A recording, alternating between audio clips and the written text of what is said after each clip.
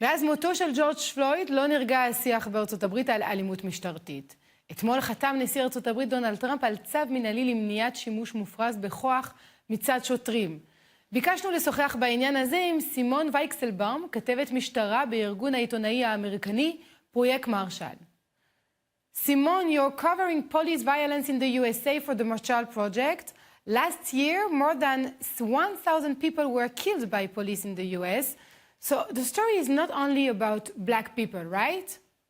Well, it's mainly about black people.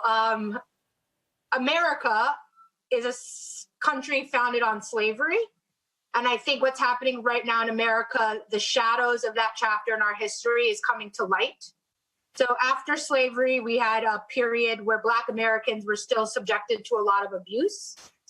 Also in that period, America law enforcement was started. So in the South in America, we have a history of something called slave patrols. And they were going out, I would say before the 1860s, before slaves were free, going around and capturing black Americans who were running away for their freedom. At the same time, in big American cities like Boston and New York City, where I live, you had the formation of big police departments. The Boston Police Department is America's first big police department. Why is everyone super upset right now? Is many decades have gone by, and research shows that no matter the city, whether you're in the South or you're in the American North, you still have a lot of police violence directed towards black Americans. And people are really upset about that now. So it is, I would say, overwhelmingly this issue, right? Like we keep hearing about Black Lives Matter. It's about this huge racial disparity. Why are black Americans still subjected to so much abuse by police in America? So we have to talk about the history. Like, I don't know why people in America don't like to talk about the legacy of slavery, but it's here, right? My generation going to school, you learned a little bit about slavery. I'm a Jewish American, so I went to Jewish day schools. We learned about it, but I don't think you learn about it in depth. And I'm not a little kid today. I don't know what they're learning. I don't have kids, but I do think in America, it's just something that we say, oh, that was history. And then we move on, right? Where like being an American Jew, we learn about the Holocaust all the time, and we talk about it all the time. And I think in America, we don't talk about slavery as much as my experience growing up as an American Jew, that you're constantly reminded of the Holocaust. Like as an American, I'm not constantly reminded about the legacy of slavery, right? So I think we need to understand American history to understand why people are so angry and frustrated at the system right now. US police violence is not a new problem. As you explained, it is very well rooted in the history of the country, and there have been in the past attempts to reform. You wrote about Minnesota and promises from civic leaders across the state before George Floyd's killing to reform policing. It did not happen. Right. So police reform is what I write about, and it's something that really has picked up speed since the 1990s. And in the 1990s, we had riots in Los Angeles after this gentleman, Rodney King, was beaten by white police officers, and then the police officers were acquitted. They didn't go to prison or jail. And people are really upset.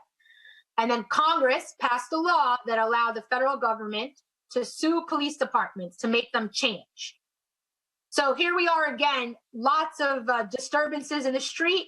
President Trump today is about to sign an executive order. We don't really know what's in it yet, but by tomorrow we will, about police reform. So in America, it is history repeating itself. Yet again, we have cities burning, and yet again, we have the federal government stepping in to try to fix the problem. What do you think should happen? Are there instant and easy steps that could be implemented right here, right now, or maybe there is no such thing? No, there's a lot of fixes. So one thing being considered by Republicans in Congress is creating a database of police licenses. So in America, if you're a doctor, in some states, if you're a hairdresser, you get a license. Makes sense, right? Police departments, depending on your state, you may or may not get a license to be a cop. We don't have a national standard in America to license and take away a license of an abusive police officer. So Republicans are considering creating such a database. Another thing being considered is banning chokeholds in New York State, where I live. Just banned them. Cops cannot use chokeholds anymore to restrain someone. That is something the federal government is also considering. Another thing the federal government is considering is tying money. The federal government gives millions and millions of dollars a year to local police departments. Democrats would like to tie that money to police accountabilities. So they'll say, hey, we'll give you millions of dollars only if your police are behaving in the right way. So these are things that the federal government can do to step in. Also on the state level, where I live in New York State, we just passed sweeping reforms in the last few days. We banned chokeholds. We also made it police accountability records. So disciplinary records are now public. If a cop was in trouble for beating someone, that's something hopefully me as a journalist can get access to that document. Before this week, we couldn't get access to that. The problem with America is we're 50 states in a country, and each state makes their own rules. So New York, we're pushing ahead with police reform. What will states in the South, like Alabama or Mississippi, do? We don't really know yet. Simone Weisselbaum, thank you very much. Thank you. Have a good day.